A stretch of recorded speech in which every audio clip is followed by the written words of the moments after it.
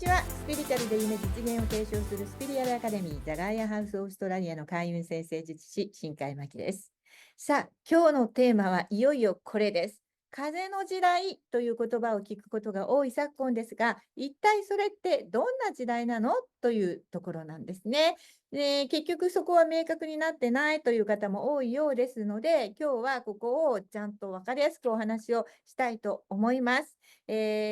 まず先生術的に風の時代到来と言われている理由から順にお話しして、最後に大体こんな時代になるよということと、それから、じゃあこういうふうに生きるのがいいよというところまでまとめてお話をしたいと思います。チャンネル登録がまだの方はぜひぜひ登録をしてください。この後立て続けにいろんな天体のね、移動が起こっていきますので、それは個別に1個ずつ動画を出していきます。最終的に風の時代のエンターが終了するのは2025年に本当の意味で始まりますから、そこまでのね、流れもこれからどんどん出していきます。そしてまたこんな動画、欲しいなとか、ちょっとこれを聞いて感想とかありましたらコメントを書いていただくととても嬉しいです。よ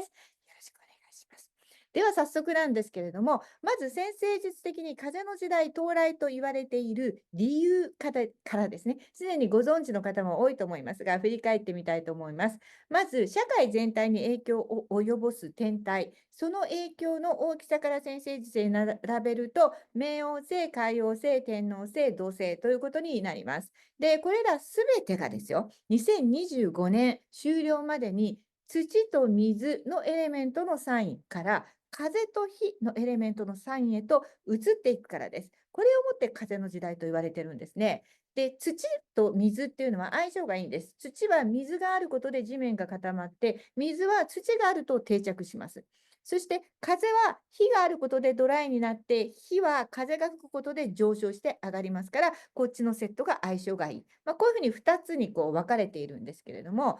そしてこの冥王星は2024年11月の20日に、この土のヤギ座から風の冥王、水亀座へ移動してもう戻ってきません。そして2008年からヤギ座にずっといたので、14年ぶりのサイン移動であり、土連合から風連合へ移るということになります。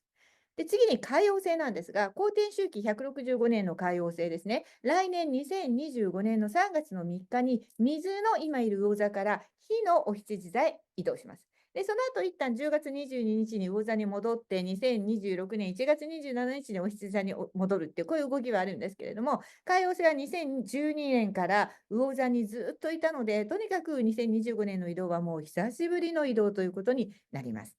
そして天王星、2025年の7月の7日に土の今いる牡牛座から風の双子座へ移動します。こちらもその後11月の8日に一旦牡牛座へ戻りますけれども、2026年4月26日に双子座へ戻ってきます。でもこの辺りからもうどんどん本格的になっていくわけですね。で、土星は2025年5月の25日に今いる水の魚座から火のお羊座へ入ります。お羊座へ入ります。その後9月の1日に魚座に戻りますけど、2020年の2月の14日に牡牛座に戻ります。もうつまり2024年11月にまず真っ先に冥王星が先陣を切って風、火連合へ移動しますけど、その後の2025年には社会的変化をもたらす天体が全部土と水からこう出ていくということになるわけです。これをもって風の時代到来ということになります。この YouTube 動画を見ていただいている方はご存知と思いますが、私は歴史の教員免許を持っていることから、歴史とホロスコープを考察しながら、実際に起こった出来事と天体の配置の関係を考察するっていうのをよく動画でも上げているんですけれども、この中で、今言った中で、双子座天秤座、双子座天王星時代ですね。これは前回、双子座が天皇制が双子座にいた時っていうのは、日本にとっては最も負の歴史と言われている時代と重なるんですね。そしてその全く同じ場所に天皇制が久しぶりに戻ってくるのが2025年の来年。なので日本が直面する2025年問題というものがあります。で、これについてはすでに大変な問題なので、だいぶ前に動画を上げていますので、ぜひまだの方はそちらもご覧ください。で、今回の動画は風の時代のまずは始まりを象徴する水亀座冥王星期というのがメインテーマなので、その来年やってくる、双子座の天王星期とかお羊座の海王星期については、また別動画でね、ゆっくり考察するつもりですが、少しでもここでこう触れていた方が流れが分かりやすいと思うんですけれども、ちょっと同じように歴史でもう一度振り返ってみると、まず天王星双子座期っていうのは、残念ながら戦争という強烈なキーワードがあります。前回、双子座に天王星がいた時、入ったのは1941年の8月。これはもう歴史をやってる人にとってはピンとくる、時なんですけれども、この41年の8月にルーズベルト大統領とチャーチル首相が会談して、大西洋憲章、後の国連憲章の基本理念になるものですけど、これにこう合意したんですね。この天王星が双子座に入った途端なんです。で、すでに39年ぐらいからもうね、世界大戦のようなものは始まってたんですけど、アメリカはそれまではただのこう傍観者だったんです。でもそこからこう一挙に加速するというのがやっぱりこの天王星双子座の怖いところなんですね。それからもう一つの天王星双子座期のキーワードは技術革新です。この戦争中に、残念ながら戦争の武器としてではありましたけれども、これまでの概念を覆すような技術革新がこう目覚ましく、起こったわけですね。なので、天王星双子座期っていうのは同じようなことも予測されます。で、特にアメリカは天王星が双子座にいるときに戦争する傾向があります。その前にいたときとかもこう振り返ってみても、その南北戦争っていうのも、同じ時なんですね。しかも南北戦争の時っていうのは、海王星がお羊座にいたので、この来年起こるセットと同じ位置にあるんですよ。なので、ちょっとこう内戦なんかもアメリカの怖いっていうところになります。お羊座の海王星について、これは理想主義のぶつかり合いによる戦争を起こすと言われているのがお羊座の海王星です。2つの存在、それぞれの理想とか、それぞれの正しさっていうものが相反するときにこう摩擦が生じますね。そういう理由で起こる戦争というのが、お羊座海王星期には懸念されるということなんですけれども、この2つが同じ位置に戻ってくるということで、ちょっとね、そこはなんかこう、ドキッとするところではあります。ただし、もちろんそれぞれ光の側面もあって、お羊座の海王星は公平さとか弱者とか声なき者のために戦うということをしてくれるのも、お羊座の海王星、まさにヒーローですよね。そういう代弁者ともなり得ます。なので、これちょっと話し出すとどんどん長くなっちゃうんですけれども、今回は冥王星です。ここまで話したので、パッと話すと、例えば歴史的には十字軍とか、反乱による大きな帝国、封建的なものの崩壊などを引き起こしているのは、やっぱりお羊座の海王星なんですね。赤十字の設立もそうですし、奴隷制度の廃止とか、労働組合というのが初めてできたのもお羊座の海王星ですので、こういう側面もあります。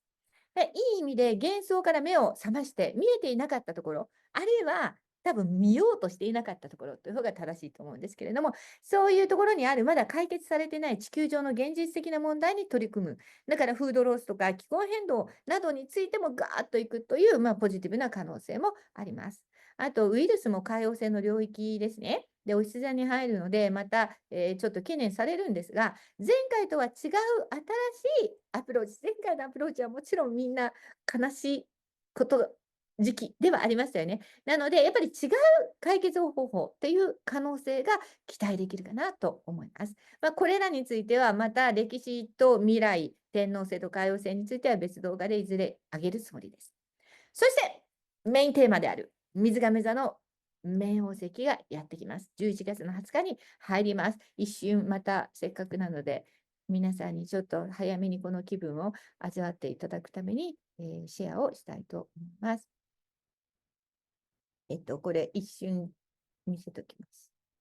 これですね、この瞬間に、はい、冥王星が水亀座の0度に入ってますってことです。で、この後、さっきの話で言うと、天王星はこの今最後の方にお牛座にいるけど双子座に移るし、海王星は今魚座の最後の方にいますけれども、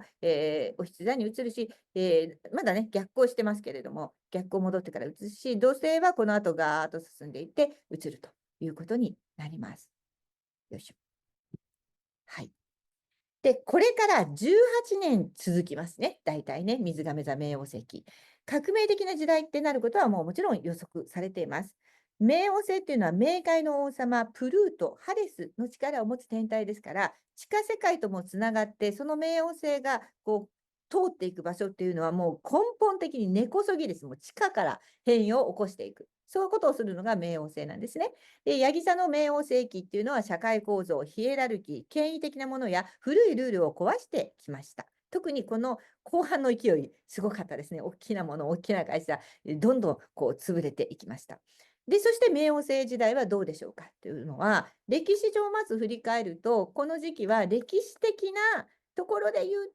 宗教的な改革とか宗教的な戦争、宗教的な摩擦っていうのがすごく多いっていう特徴があります。で、特に今回起こる冥王星、水亀座とお羊座、海王星のセットで言うならば、すごく特徴的に活字印刷技術が発明されたり、ぐわっと上に上がったりっていう、そういう特徴があります。で、コペルニクスが地動説を唱えて教会を追放されたのも、この今言ったセットの時だし、ノストルダムスの大予言。これ出版は魚座に入ってからですけれども、予言したのはこの同じセットの時期。マッキャベリーの君主論とかもそう。つまり、全部衝撃的な、ってみんなが今までと違うびっくりするようなメッセージっていうのが多く出される時代でもあるっていうことです。で、それと印刷技術とか活字、もう新聞とか本がガーッとここから大きく世界に届いていくっていうことがその時に起こったわけですけど、多分今回はそれがインターネットっていうものに変わりますね。もうすでにいっぱい使ってますけれども、もっとメッセージが活字で、あるいは言葉で世界中に広がるような時代になっていくということです。で、前回冥王星が水亀にあったのは、1777年から1797年ぐらいなんですね。で、この前半っていうのは天王星双子咲きとも重なってましたから、これも今回とちょっと同じセットになるところがあるんですが、これはもう、なんかこの年代を聞いて、また歴史が好きな人は、あの時代っていう、啓蒙主義。歴史で習いましたね。啓蒙主義っていうの。あれの時代なんですね。で、啓蒙主義っていうのは、権威とか封建的な考え方を否定して、徹底的な合理主義で生きる思想、それから個人の自由っていうものに突っ走る思想なんですけど、これが始まって、アメリカ独立戦争とかフランス革命っていうのにつながっていく時期なんですね。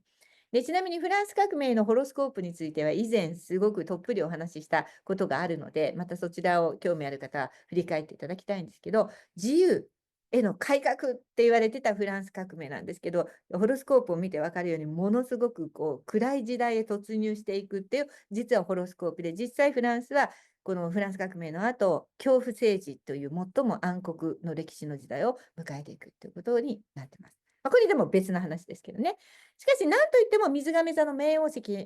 星期の特徴は産業革命。この加速、だーっと加速していって、技術革新がなんか数えきれないほど起こるということ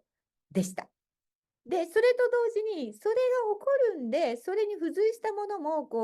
大きくなるっていう傾向にあって、根こそぎですからね、モーツァルトとか、ベートーベンとか、そういうバッハ、ハイデン、そうかな、の天才たちが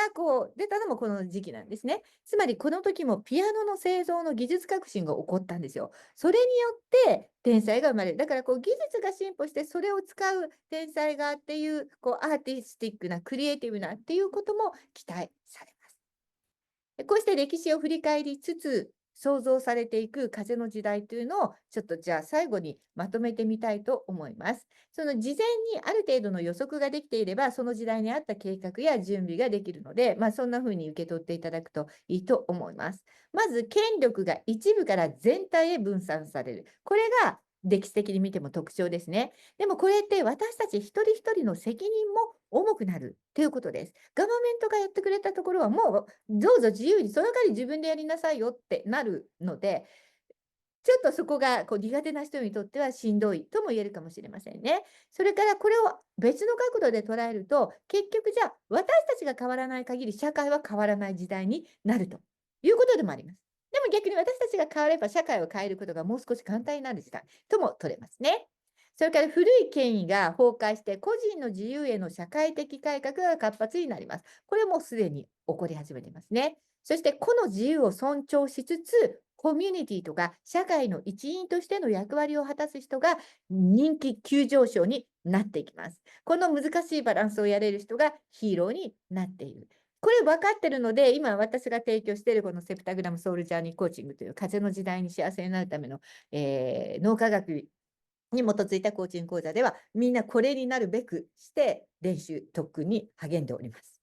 ただし、これを間違えちゃいけないのは、コミュニティとか社会の一員っていうのが出ると、過度な同調圧力とか、集団主義みたいな土の時代のしんどい共同体ではありませんので、勘違いしないように。そして AI やデジタルマネー、メタバースというデジタル環境は間違いなく、もうさっきので分かるように加速していきます。で、よって、金融システムが一番大きく変化していきます。現在のように国ごとに通貨があって、国の力によってお金の価値が決まったり、国の判断によって利息が変わることによって、この間まで持ってたお金の意味が変わってきたりしますよね。こうやってみんな素直にやってるけど、すごい怖いですよね。私たちのお金なんだけど、その価値っていうのは、権力によって操られることができる。銀行によって操られてるかもしれない。1億円持っててですよ、利子が 5% だったら、これ1億、1年で1億バッと計算できないけど、1億5万、1億500万か。の価値があるのと一緒だけど、急に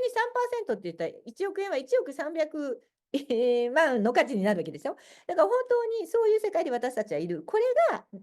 啓蒙主義のように、これおかしいんじゃないということで、使っている全員が全員でお金っていうもののルールとか価値を決めていく。これすごい時間かかると思うけど、そっちの方向に進んでいくっていうことは可能です。これに今近いのがすでにやってる仮想通貨ですよね。ビットコインとかもそうですね。使う人たちが価値をとかルールを決めていくわけです。そして科学的には、特に物理学、宇宙物理学の技術革新がものすごく期待できます。それによって、私たちが知っている宇宙の始まり、ビッグバン理論なども覆されるような発見、これ個人的には違う作り方だと私は思ってるんですけど、誰かがだからそれを私わかんないんで、ビッグバンじゃないんじゃないと思ってるんですけど、それもね、誰かが証明していてくれるんじゃないかと思います。テクノロジーと共存しつつ、でも人間らしさや感情を無視しない生き方ができる人が幸せになります。このバランスが大事ですね。そしてフリーエネルギーの進歩、これも期待できます。さらに家族や地域団体、コミュニティなどの枠組みや仕分けの今の枠組みは変わります。今日本だと国、国じゃないや、県みたいな。どっかで変わっていきますね。そしてもっと多様なコミュニティグループがどんどん形成されていくようになるし、地方、自治体の力が強くなる。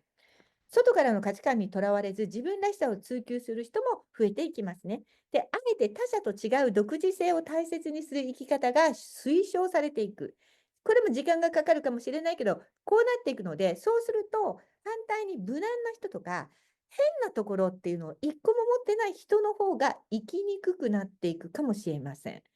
クワークって英語で。クワーク、これが美徳となる時代かもしれない。クワークがね、日本語の訳すのぴったりがわかんない。でも変な癖みたいな、あんまりいい意味じゃない貧乏ゆすりとか、クワークとか。でもこの貧乏ゆすりをすることで世界を救うとか、大きく言うとそんな感じ。今とは真逆で変なところを一個持ってる方がヒーローになれる。ただし一方で、アルゴリズムの技術がもうすごい進化する。そうすると、そういうものが制度に組み込まれていくと、変わった人がいると都合が悪い権力がまだ風の時代の最初は残ってるんで、そこから監視システムみたいな感じで人間がいろんなところでアルゴリズム分けされて、危険分子とかね、なんかされてしまうかもしれない。あいつはこういうクワークを持っているから、これに利用しようとか、こういうのがやっぱり時代の変化の最初の何年かにはあるかもしれない。これは気をつけるところですね。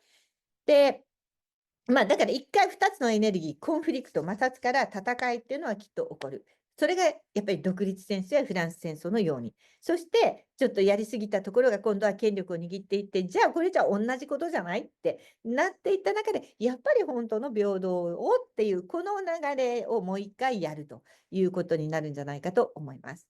で、課題で明らかに分かりやすいのは、テクノロジーに飲み込まれる人が増えるということですね。デジタル環境の普及からプライバシーや論理的な問題点というのも浮上していきそうです。急激な変化についていけない人はもちろん取り残される。今でももうすでにデジタルマネーで取り残されている人は、もう間違いなくそうなっていくので、見えるお金っていうのがなくなっていきますから、ついていくしかないですね。デフォルト設定に人間っていうのは変化しないことで安心するっていう人の方が多いですね。ということは変化の連続が起こっていく中でメンタルヘルスがやられる人はやっぱり増えていく。なのでドクターたちにはいろんなみんな内臓疾患のやってますけどメンタルヘルスっていうことに対して取り組んでほしいなと思います。あるいはお医者さんじゃないのかもね、ここをやるのがね。そして何といってもここは言いたくないけど見えてるんで仕方がなく言うと日常的にワイルドウェダーっていうものを体験するようになります。つまり雨量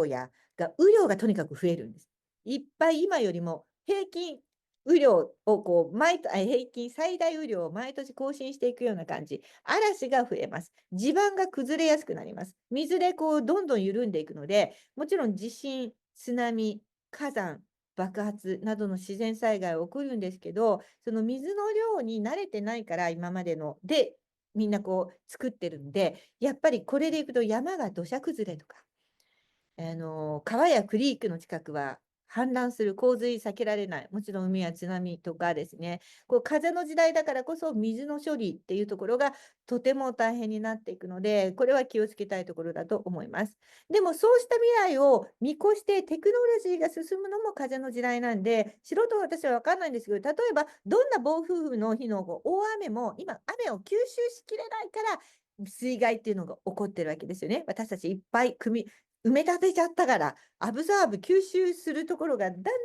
なくなってますからね。でもそれが大雨をこれぐらいで何十万リッター吸収するような素材で作る道路とかね、こういうのはエンジニアの人たちが開発していくんじゃないでしょうか。あるいはラピュタのような空中都市を作る技術かもしれないし、水の災害に便利な、しかも地下都市かもしれません。火星に移住するのかも。ただし、そういうことはもうちょっと時間はかかる。そしてもう一つは、それを憂えたところで、私たち今どうすることもできないので、なんとなくそれを知りつつ、家買うときに、クリックの近くをやめとこうとかね、そういうことぐらいは考えつつ、やっぱり風の時代に豊かに喜びに満ちた人生を送るために、個人一人一人が自分を守る、自分のレベルでできることに取り組んだ方が生産的だと思うの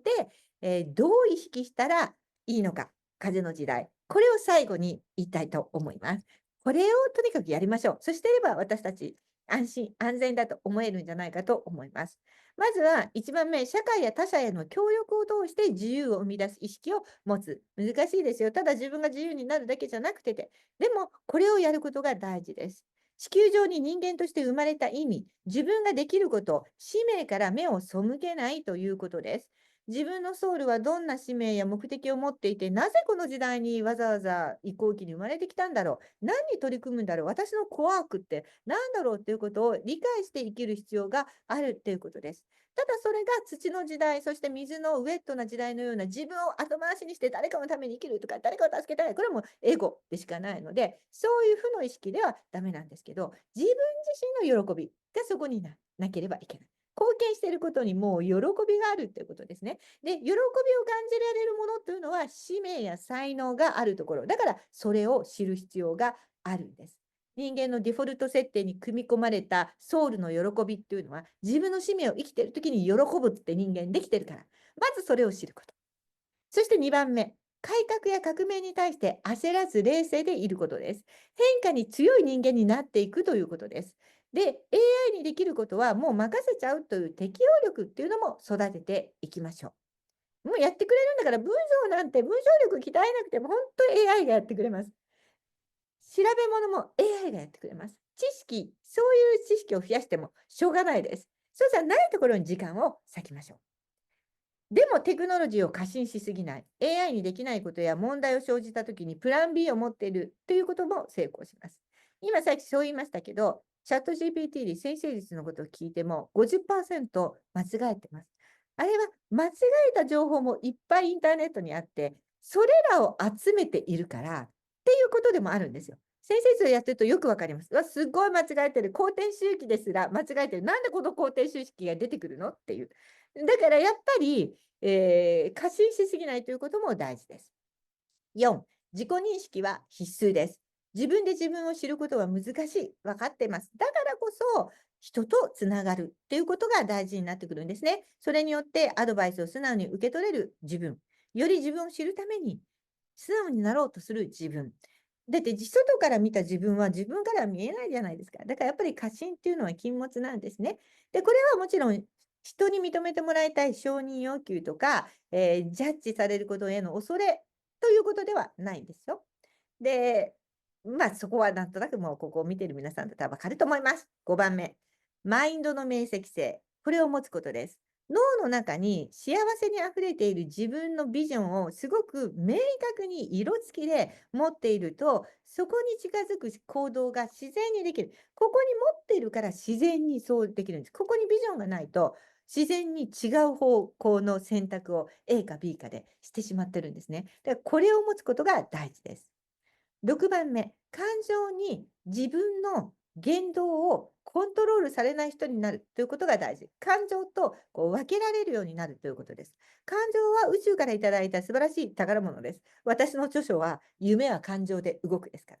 一番大事なものだと思っています。でも、大事だからといってそこにコントロール権を渡してはいけません。なんで大事かっていうのは気づきや目覚めになるからです。それによって私、こんなことに対して起こる。まだこんなことが手放せてないって気づくんで、この怒りを誰かにぶつけろっていうことではないですね。なので、まだここが直結している人は、これ、今のうちに、感情は感情で見つめつつ、そっち側にコントロールされない。自分がコントロール権を持って言動を決める。人にぶつけないでおこう。怒りはあるけど、こういう感じですね。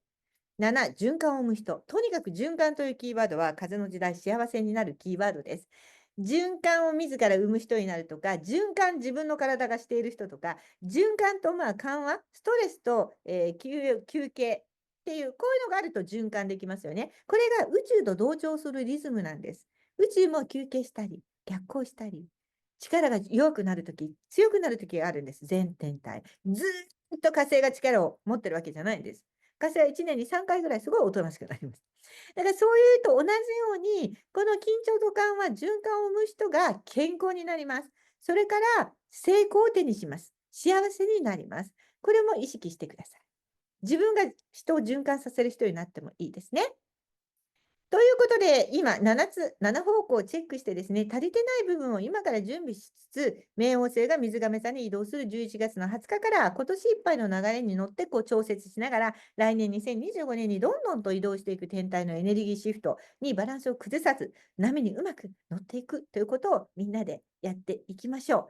そして、冥王星水亀座入りの瞬間のホロスコープについて、さっきもちらっと見せましたけど、これをちょっと読むっていうのも楽しいかもしれません。こういうのは、先生術の練習会というのをオンラインで毎月1回開催してますので、そういうところでじっくり読んでいこうかなと思ってるんですけど、パッと見ただけでもお伝えしていくと、獅子座火星